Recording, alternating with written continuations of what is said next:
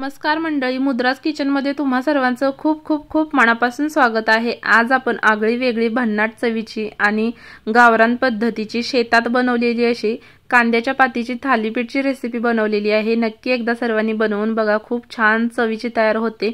तर चला मग सुरुवात करूया। त्याकरिता सर्वात अगोदर वाटण बनवून घेऊया। त्यासाठी बघा 5 ते 6 हिरव्या मिरच्या मी घेतलेल्या आहेत। तुम्ही तुमच्या आवडीनुसार कमी जास्त करू शकता।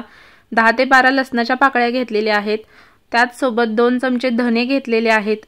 त्याच सोबत 2 चमचे जिरे घेतलेले आहेत आणि 1 इंच आल्याचा तुकडा घेतलेला आहे। आता हे सर्व जिन्नस खलबत्त्यामध्ये थोडेसे जाडसर असे कुटून घ्यायचे आहेत।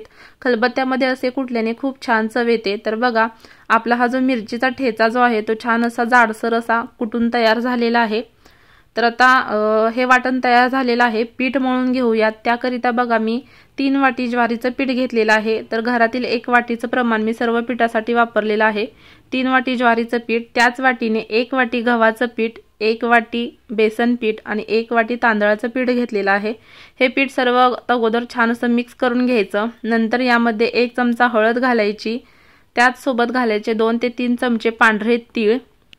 नंतर याच्यामध्ये घालायचं 2 ते 3 चमचे भाजलेले शेंगदाण्याचं कूट आणि नंतर याच्यामध्ये घालायचं आहे 1 वाटी भरून बारीक चिरलेला कांदा। सोबतच याच्यामध्ये घालायचा आहे आपण जो मिरचीचा ठेचा बनवून घेतलेला होता तो। त्याच सोबत याच्यामध्ये भरपूर अशी बारीक चिरलेली कोथिंबीर घालायची आहे। साधारण मी इथं 1 वाटी बारीक चिरलेली कोथिंबीर घातलेली आहे। आणखीन सर्वात शेवटी मी याच्यामध्ये घातलेले आहे 2 वाटी भरून बारीक चिरलेली कांद्याची पात।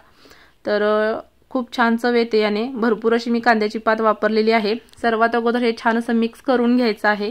आता याच्यामध्ये घालायचं आहे चवीनुसार मीठ आणि थोडं थोडं पाणी घालून याचा छान असा गोळा मळून घ्यायचा आहे। तर हे पीठ मळताना जास्त घट्ट देखील नाही आणि जास्त पातळ देखील नाही, मध्यम असं हे पीठ जे आहे ते मळून घ्यायचं आहे। तर बघा, आपलं हे जे पीठ आहे ते छान असं मळून झालेलं आहे। आता हे आपण 10 मिनिटं भिजण्यासाठी ठेवणार आहोत। तर आपलं पीठ जे आहे ते 10 मिनिटं भिजलेले आहे। आता आपण थालीपीठ थापणार आहोत। त्याकरिता एक सुती कपडा घ्यायचा आहे, तो पाण्यामध्ये बुडवून घ्यायचा आहे आणि हव्या त्या आकाराचा गोळा घेऊन अशा पद्धतीचा पाण्यात हात बुडवून थालीपीठ जे आहे ते बोटांच्या आणि तळहाताच्या मदतीने पुढे सरकवत थापून घ्यायचं आहे। तर बघा, खूप सुंदर रेसिपी तयार होते। शक्य झाल्यास गावाकडे चुलीवरती शेतामध्ये ही रेसिपी करण्याचा प्रयत्न करा। खूप सुंदर चव येते आणि खूप सुंदर लागते। माझ्या सासूबाईंची रेसिपी आहे, खूप सुंदर तयार झालेली ही रेसिपी। तर झटपट तयार होणारी आहे।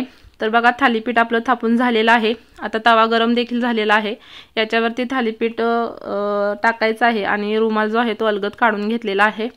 दोन्ही बाजूनी छान असं तेल लावून थालीपीठ जे आहे ते दोन्ही बाजूनी छान असं शेकून घ्यायचं आहे, भाजून घ्यायचं आहे। तुम्हाला हवं असल्यास तुम्ही याच्यावरती ताट झाकून देखील हे थालीपीठ भाजून घेऊ शकता। तर बघा, चिकटलेलं देखील नाही, खूप सुंदर असं थालीपीठ निघलेलं आहे। सुंदर असं थालीपीठ तयार होतं। नक्की रेसिपी बनवून बघा। आवडल्यास लाईक, शेअर, कमेंट जरूर करा।